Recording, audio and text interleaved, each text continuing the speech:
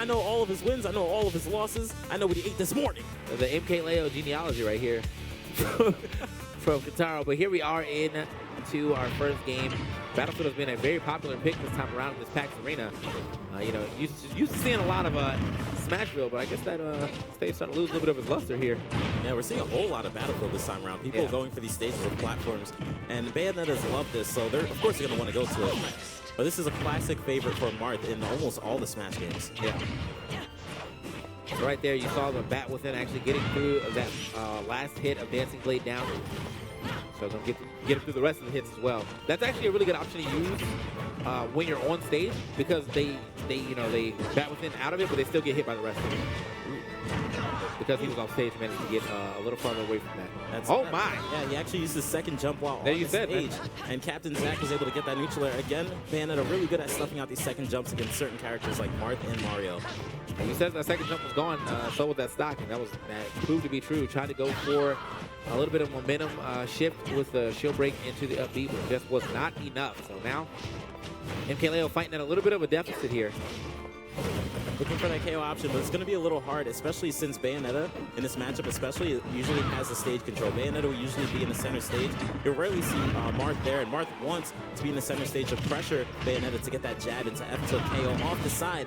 But as of right now, Marth can't even land on the ground. Okay. Jabbing that man real quick, trying to get back on stage, finally does it here. Yeah, almost gets the tipper back here. He's looking for that KO. That's why he's shielding a whole lot. That should be a KO? Yep. Oh, no, it's not actually. It's actually going to go for the tipper up smash right there, but I'm pretty sure you can get the tipper like that off of that platform, but sometimes you just don't. You just don't. And sometimes you just don't grab the ledge either. I was going to say, that was a beautiful recovery coming out from Captain Zack, but he was inches away from grabbing that ledge. It's very lucky for MKLeo, especially right now. He needs that percent. Yeah, starting to rack it up too, man. Getting a lot of these tippered aerials. That's the first two that he did not get on the stock that weren't out of like the 6 that he's thrown out. So, and you don't want to mess with Rage Marth. Rage Marth will KO at 80% with a couple of different attacks, actually. Okay. I mean, right now, he can actually get a kill with an F. Oh my gosh! I didn't even get to finish the sentence where he was like, you mean the F smash like this? Tempered F smash coming out, and Leo gonna go ahead and sneak that first game straight under Zack. That's got to be the worst feeling. Got to be the worst feeling. I feel like he plays this matchup on purpose because he's like, all right, I'm going to be losing, and I'll just swing my sword. Yeah, I'm going to just swing it. Here it is. That was off the top of the F smash too, and you were literally saying it. Like, you said it was going to happen. He could get that kill with a, oh, okay, perfect. There it is. Yeah, I mean, that's kind of like the more common setup. I would like to see more Marth kind of implement that, because I feel like hitting the F smash hitbox in the air is a lot easier than hitting the one that's like right in front of you. You know what I mean? Yeah, very true. Yeah, I've seen a lot of those reverse F smash hitboxes work out as well too. So, oh, here we go. Witch time though. See what he gets off this. A lot of damage. Nice combo, and he's still racking it up. Oh, could be a stock here. Oh, doesn't get the rest of that though. From 11% to 65, and he's still able to get the reset to possibly getting this KO off the top, and it's not looking like it just yet. Not enough rage. That stock is definitely still intact here, but just barely 104 here. I think he just went for it. He went for that. Yeah, he went for it. 45%, knowing if it would tipper, it would have KO'd, which is wild.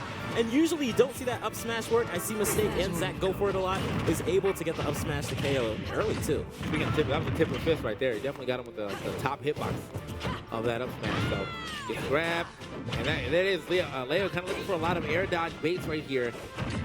Okay, we might just see a character change, especially from Leo. He's the type of guy that loves to switch characters, and if he gets a forward air, it's going to be a KO. That was actually a beautiful combo, and I had to say that because, you know, ever since the dab kick has been nerfed, you haven't really seen it, you know, thrown out as much. Man got a dab kick in there and still confirmed to a witch twist side forward air. Good stuff. Good stuff. Exactly. How they're looking at each other? Yeah, I'm saying. What are you going to do? What are you going to do? What's your ban? It's like, all right, man, here it is. Buying. And I get a switch. I can't really see too much on the screen right here, but we are going to find out they got a switch right here as we switch into our third game here on Town and City. We did get a switch out to the Corrin. Now, this is a character he's been working on as of recent that has shown him quite a bit of success as well, though.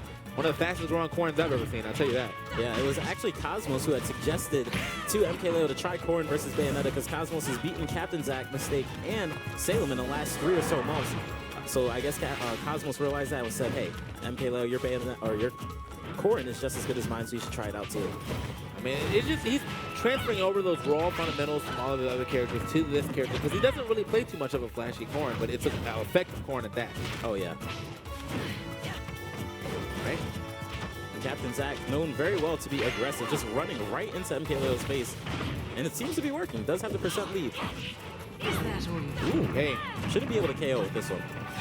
Oh, you might have been wrong, though. That was a beautiful setup. You know, with that first witch time actually coming out, that was the first one he threw out and hit. He had maximum time on that. He definitely converted off that quite well. Yeah, especially due to the fact that it's town and city, so that platform came right over and said, hey, let me help you out. Made it so you can land on it and get that F smash. Fantastic conversion from Zack. Oh my gosh, but that was almost a KO for Tipper F smash. Yeah, that was bold. I feel like Bayonetta has kind of an easier standard get up to punish off of reaction, or not say reaction, but off of vision, because it has such a mean tail, you know? Yeah. So here we are. Not much rage on Corrin. Corrin works really well for rage, especially with the random pins. Looks like you might be looking for one of them, but seems to get him while he's in the air. Okay, looking for a lot right there. Gets another heel slide. Gonna push him to the top. Yeah, this might be a stock. Whoa, and it looks like yeah. it is. Captain Zack taking advantage of the rage, able to get that KO at 70% on MKLeo. That's going to be a 2-1 win for him, and MKLeo is currently 0-2 actually in this group stage of